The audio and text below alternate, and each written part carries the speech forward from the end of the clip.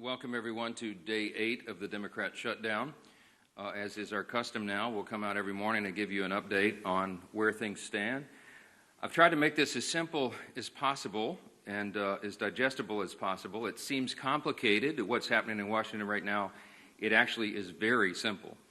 Don't let the Democrats distract you and try to convince you of things that are not true.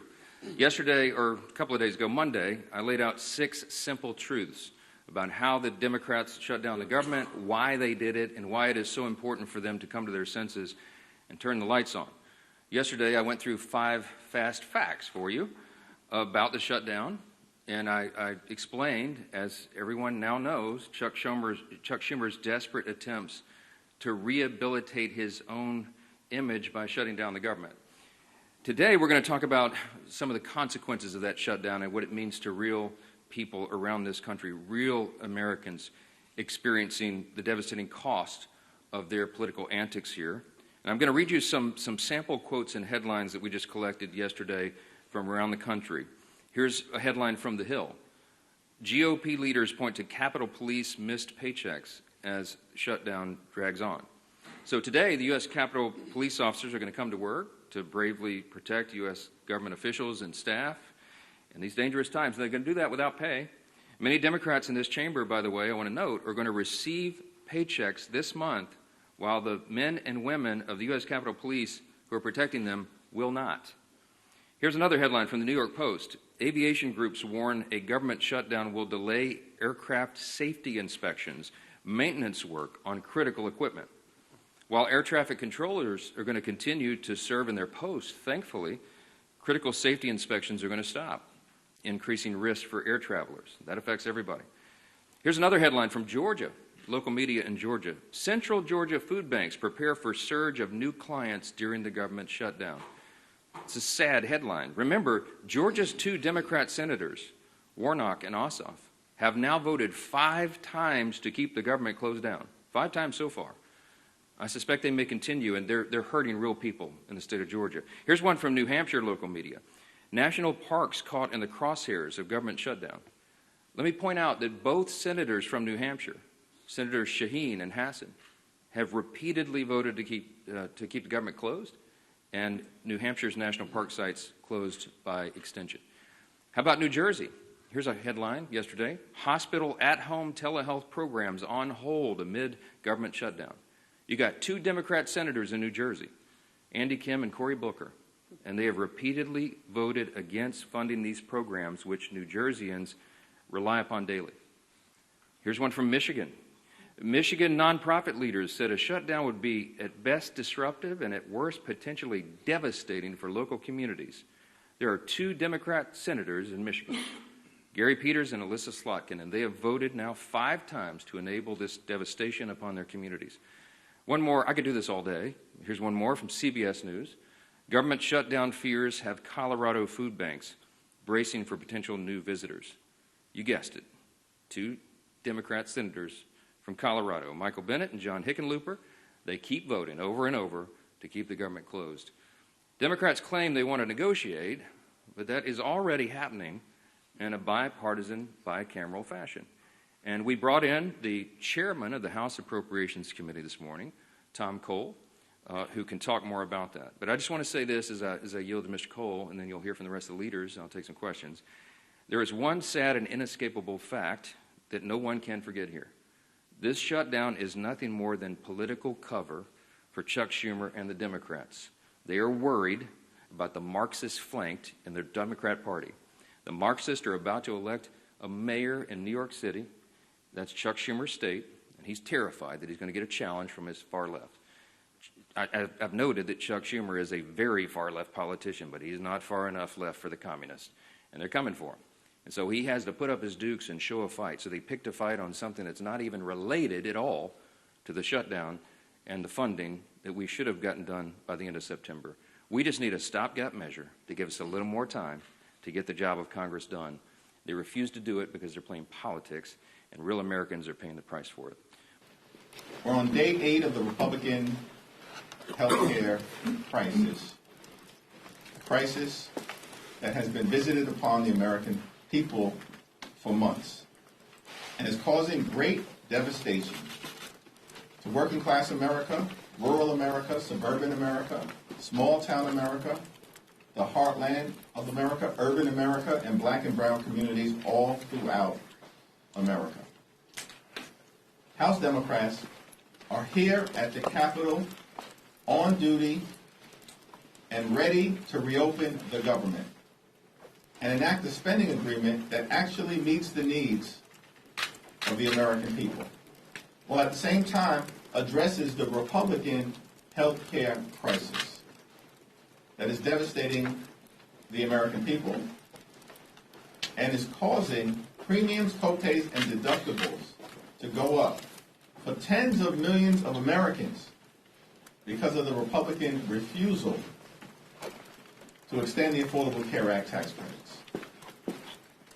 We're asking everyday Americans from all across the country to share your story about the premium increases that you are experiencing with your member of Congress, with your United States Senator, and certainly with any of us.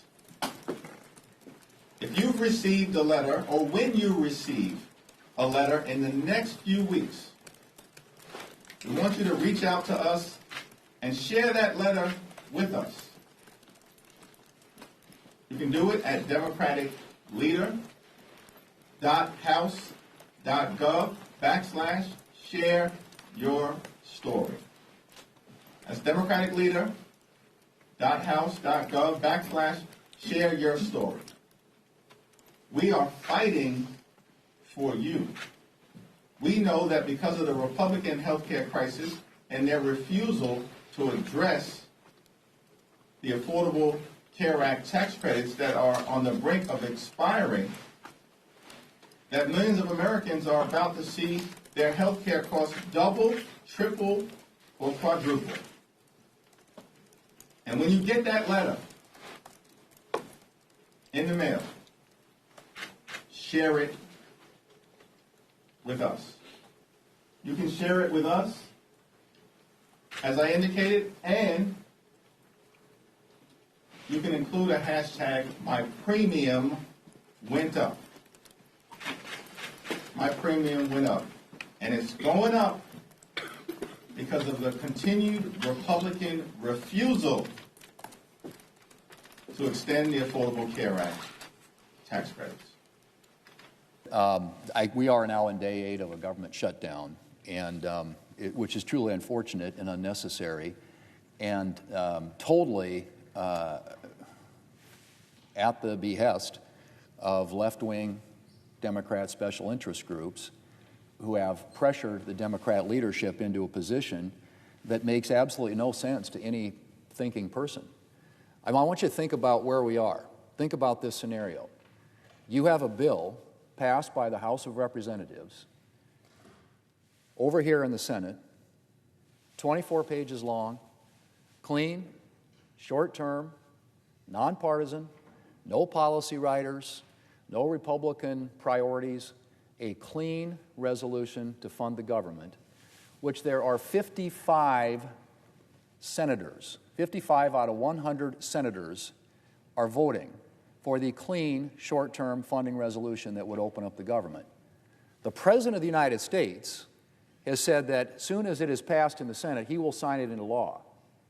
So what you have is complete, unified support for a short-term funding resolution to keep the government open and make sure that all the government employees who are currently being impacted and their families can get back to work and get paid again. And so it's always interesting when the Democrat leader comes down here and describes this fantasy world where the bill that they proposed, which would only get 47 votes here in the United States Senate, not even 50, not 51, not a majority, and certainly not the 60 that are necessary to pass consequential legislation in the Senate, it wouldn't get a single vote in the House of Representatives. So they've got a bill, a proposal, that they say keeps the government open, that can't pass the Senate, wouldn't pass the House, and wouldn't be signed into law by the President. You tell me You tell me who is responsible for the government shutdown. Republicans passed a bill in the House, over here in the Senate, 24 pages long, sitting right at the desk. We can pick it up and pass it today, send it to the president, who will sign it into law. The government opens up again.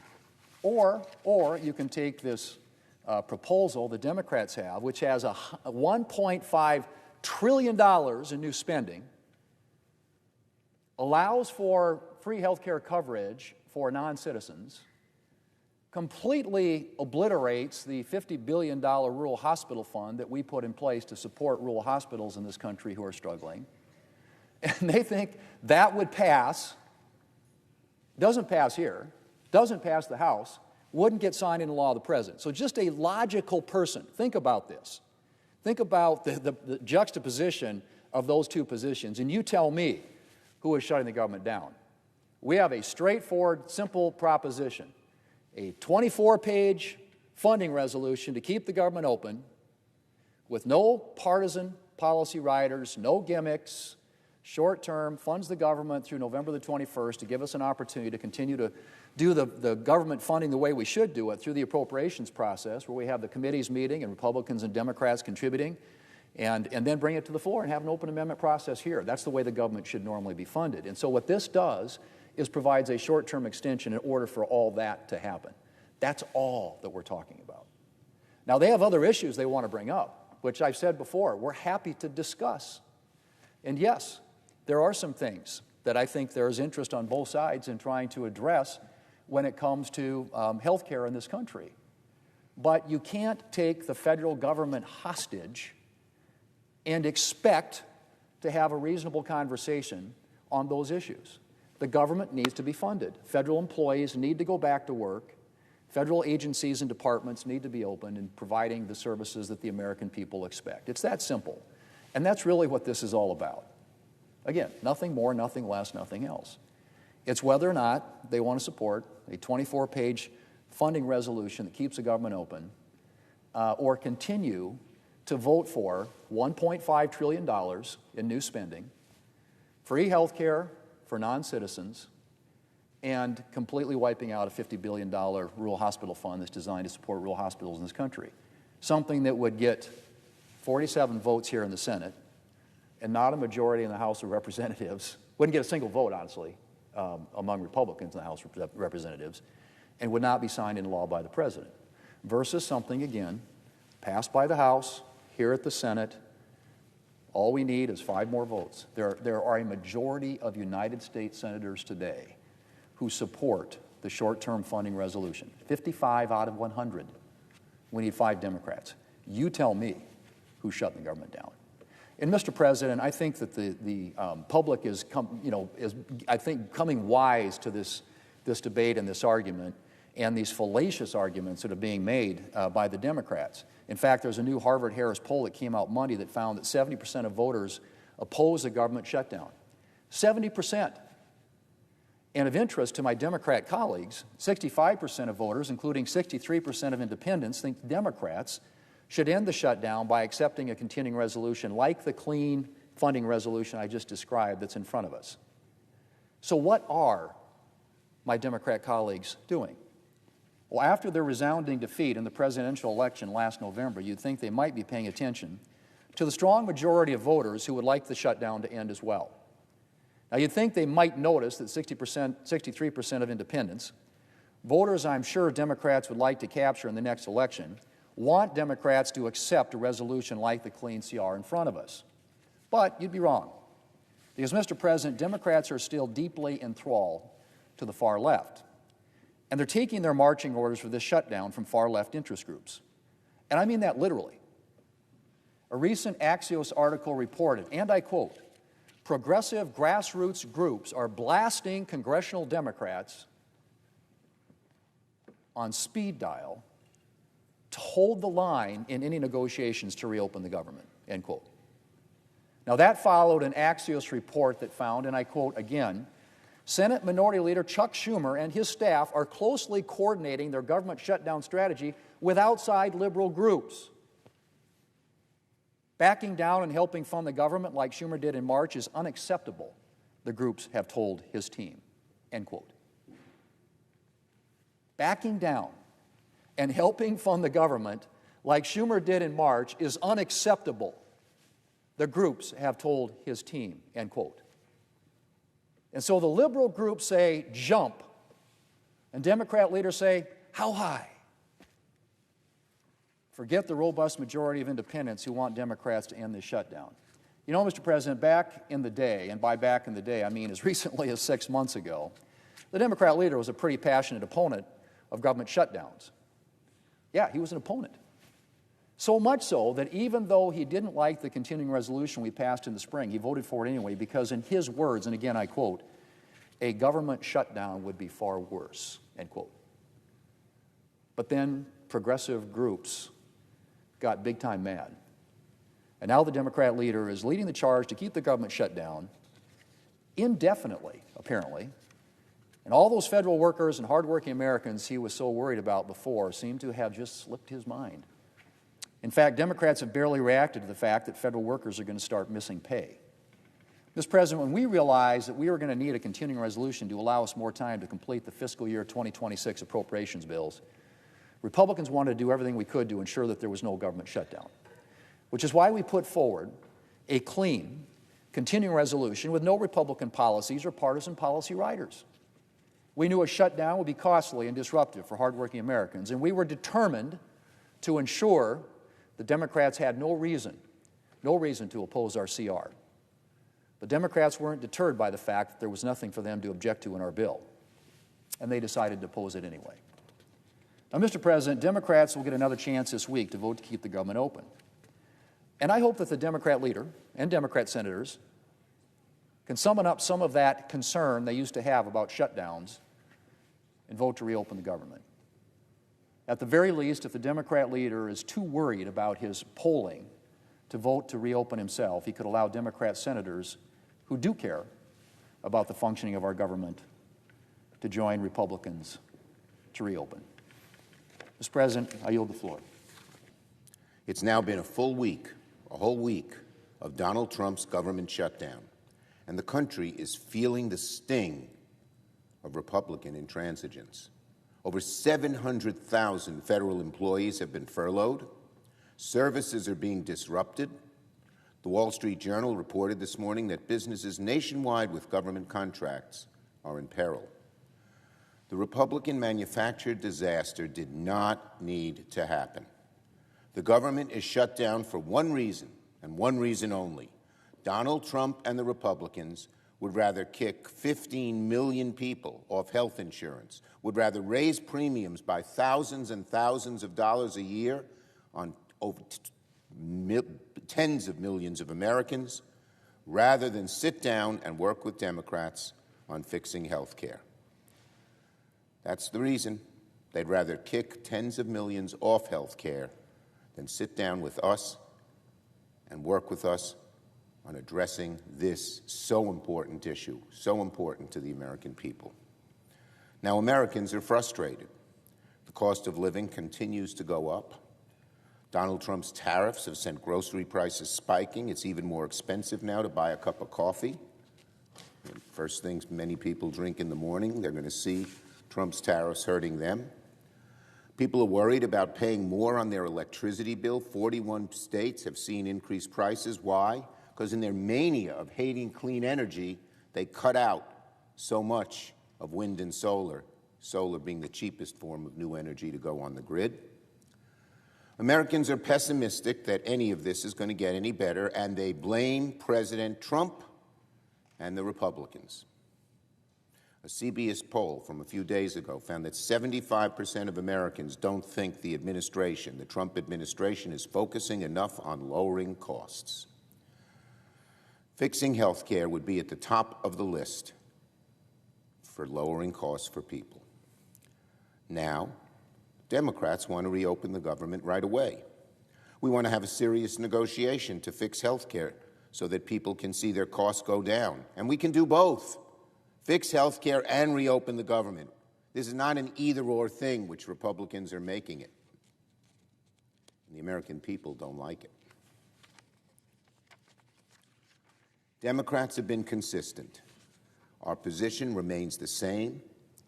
We've been saying it for months.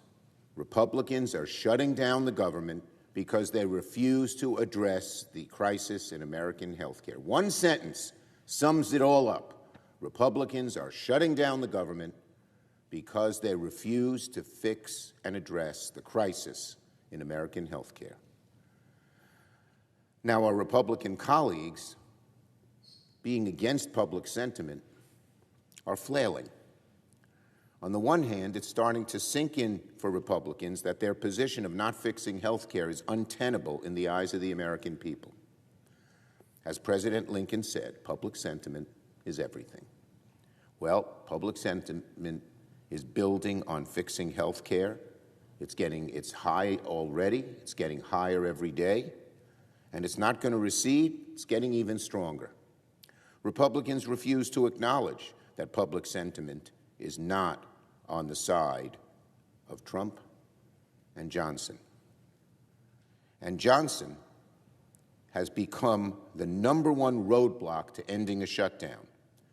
He sent everyone home for 3 weeks now. If you care about fixing the crisis, if you care about reopening the government, how the hell do you keep your House not in session for 3 weeks? And now but even so, Johnson himself is feeling the heat. At first, he and his caucus were telling Republicans in the House, don't talk about health care. They knew the American people were against what they thought. Johnson's leadership team explicitly told members in a memo not to mention health care when talking about the shutdown. Of course, that didn't work, because the public knows overwhelmingly that we need lower health care premiums, and that's what Democrats are fighting for, and that's what's preventing the Republicans from coming to the table. They don't want to fix it. That's why they're causing the shutdown. So, feeling the heat, Speaker Johnson held a press conference yesterday and said perhaps one of the most ridiculous things I've heard from Republicans in a long time. He said, "Look me right under the camera," said Johnson, I'll tell you very clearly, Republicans are the ones concerned about health care. As he did it, he couldn't look right into the camera. Deep in his subconscious, he knew he wasn't telling the truth. What he said was nonsense. He couldn't even look in the camera when he said this, because he knows the American people don't buy what he's saying. Republicans are the ones who cut $1 trillion from Medicaid, who tried to repeal the ACA. 3 times we asked them to vote to sustain it after the new year. 3 times they voted it down. So that's first. And second, Donald Trump is making all these terrible threats led by the evil Mr. Vote. Trump is saying he's going to fire people en masse, saying that federal workers don't even deserve back pay, even though he signed the law guaranteeing back pay in 2019. Again, they're threatening, they're bludgeoning, they're using the American people, government workers, as pawns. But these kind of tactics from the administration are backfiring. Americans don't like being used as pawns, even if they're not one subject to being held hostage. They don't like watching it happen. And the American people know clearly that it's Republicans who are in charge. Republicans have the White House. They control the House and the Senate. So when people are laid off, when people are not paid, when people are not getting back pay, they know it's the Republicans trying to do it, even though they're using it to try and bully us. It's not Democrats who are threatening to fire people or threatening to withhold back pay. It's the Republican side, Donald Trump, saying all of this, and the American people know it and will blame them for these mass firings and chaos. The data is very clear that trying to use the public as political pawns will backfire for Republicans. And plenty of Republicans in Congress know this. That's why behind closed doors, some Republicans are praying the administration tones down its threats, because these mean-spirited tactics by Russell Vogt aren't going to win in the court of public opinion or in the hearts and minds of Americans. Look, Republicans are tripping over themselves because they're divided on the core issue. fixing people's health care. When someone on the hard right, the hard right, Marjorie Taylor Greene, openly says Republican leaders are wrong and that we need to fix the premiums, that's how you know how deeply Republicans are split. Let me read what she said. Quote, this is Marjorie Taylor Greene, not Chuck Schumer.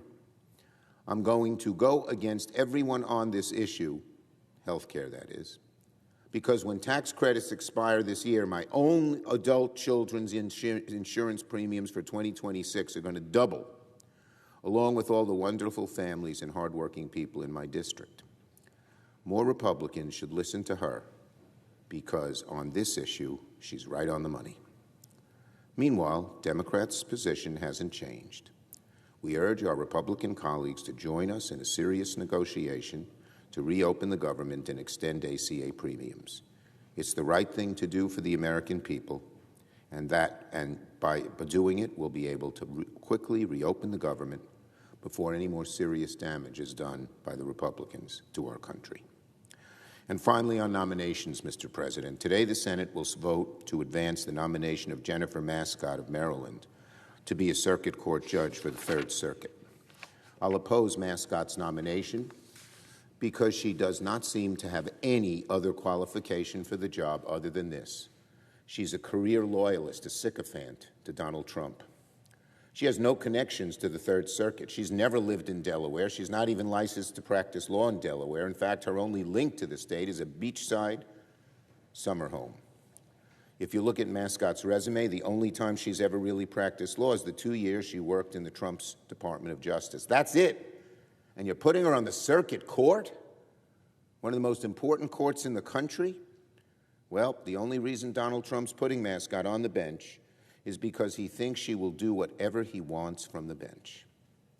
She'll be a total Trump sycophant. Not look at the law, not look at the facts, just look at Donald Trump and see which way he's nodding and follow it. This nominee is another Trump example. It's another troubling example of the Trumpification of the federal bench, where loyalists replace jurists and obeisance to Trump matters more than adherence to the law or precedent or even the Constitution. It's just like what we saw yesterday in the Judiciary Committee. Pam Bondi exposed herself as woefully unqualified to be Attorney General, but a supremely obeisant Trump deputy is what she is instead. She spent her time dodging questions, hurling insults, and, most importantly for Donald Trump, defending the president's interests more than anything else, even if the law or the facts or the truth pointed strongly in the other direction. This troubling pattern of obeisance, above all, in our judiciary system is dangerous, troubling. So I will oppose today's nominee and urge my colleagues to do the same. Yield the floor.